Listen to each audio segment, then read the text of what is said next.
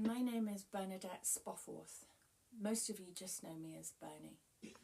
Firstly, thank you for all of your messages, and I'm so sorry I haven't responded or replied to any of you, but I couldn't. I would have been locked up in a cell again for breaching bail conditions if I had.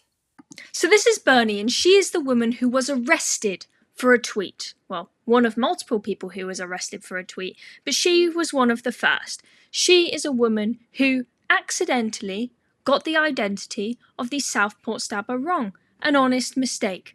And she tweeted about it, as did many other people, but they went for her and suggested that she was essentially the sole cause of the Southport riots, which is completely and utterly out of proportion. But we've had some good news come out about this case.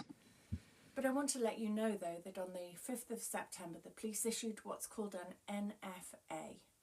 And that means no further action and no charges, because I hadn't done anything illegal. My supposed crime, according to many journalists and social media activists, was a post on X that they incorrectly claimed I had made up, and which they decided was the cause of the riots in Southport and all across the country. In reality, though, I had just copied and pasted a name and a sentence from another post on X, and unusually for me, I didn't check the source, but I added the line, "If this is true, there will be hell to pay." Let's just take a look at that tweet before we carry on. So this is the tweet which is now deleted, but here's a screenshot from when it was still up. She said, Southport, if this is true, then all hell is about to break loose. Southport stabbing suspect, Aliak al-Shakati, was on the MI6 watch list and was known to Liverpool Mental Health Services. He was an asylum seeker who came to the UK by boat last year. Now, looking at the wording of this, right, she is not telling people to go out and riot. She is making a prediction, saying, and a conditional prediction, saying if this is true, then all hell is about to break loose. So she's already saying that there is some doubt about the information that she's put here. She's not 100% sure about something. Remember, this was during the time when there was this gap where the stabbings happened, but the authorities would not tell us who the stabber was because they said because it's a child, because they are under 18, we are not able to reveal their identity. So of course there's going to be speculation. Of course there's going to be rumours going around if you just leave that void like that.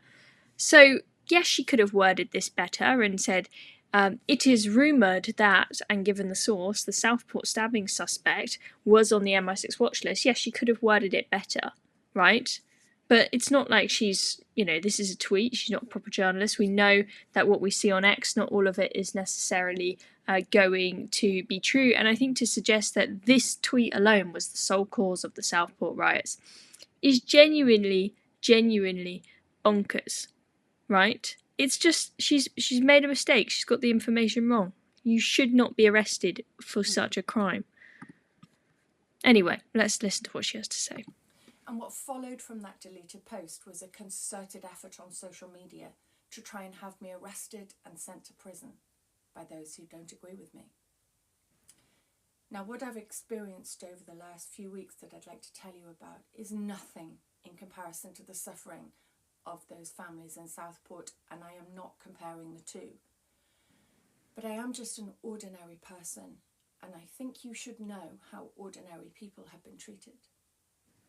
So on the 8th of August, the police turned up, mob-handed, 5 of them, 3 police cars and a prison van. And instead of a simple voluntary interview, they searched me, arrested me, and held me for 36 hours in a concrete cell with a concrete bed, like a terrorist.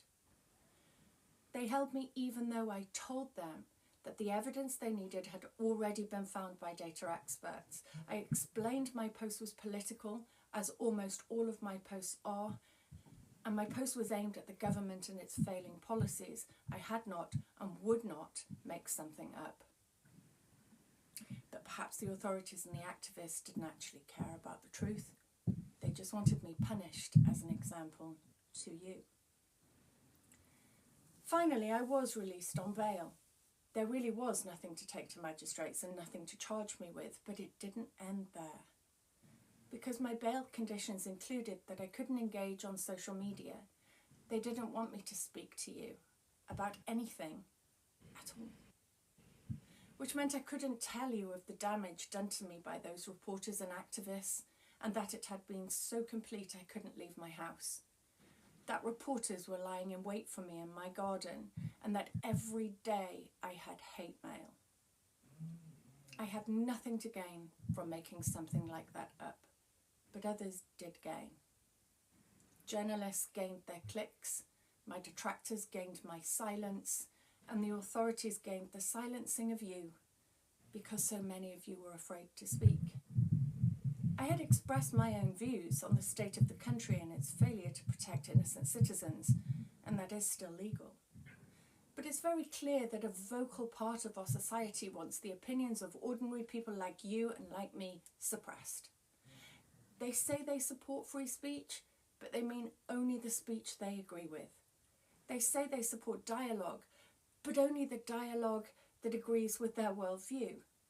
And they say they want equality, but they don't mean for people who think differently to them.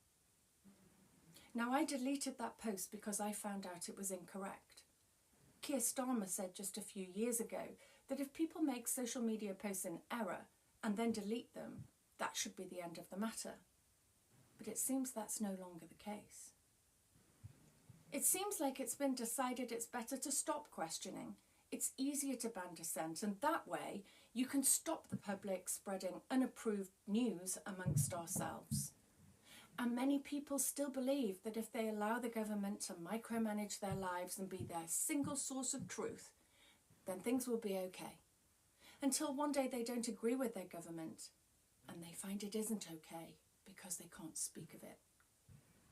Without free speech, there is no democracy. And without democracy, there really is only tyranny. And to be treated as a criminal when you know you are innocent by the authorities, journalists and activists is terrifying and reputationally devastating. The process is the punishment, and it will silence millions. And when we are silent, that is the end of our free speech. So to those who celebrated my arrest, don't enjoy it too much, because it could easily happen to you. And the difference between us is that I would fight for you.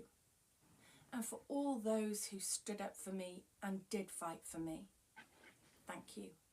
You held my line, even as I couldn't. Thank you. Wow, really, really powerful stuff there. I mean, just unbelievable, that story. And it's taken us so long to find out. I remember reading the articles about this woman and thinking, well, where is she? Where is she speaking out against what has happened to her? But turns out she had these bail conditions absolutely silencing her. So not only was she chucked in a prison cell or a jail cell, like a proper criminal who's committed a murder or done something absolutely horrific, she's having to go through that experience as if she's a absolutely evil, horrendous human being who deserves to be treated badly. And then, you know, they've got no evidence against her, but they still give her bail conditions saying you must shut up. You cannot have free speech. You cannot have a voice. Don't you dare question the government. Don't you dare question what we did to you. No, nothing.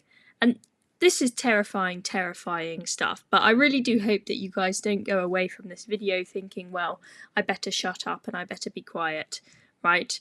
You need to have the courage to speak up. I know it's scary knowing that what could happen to you is what happened to her.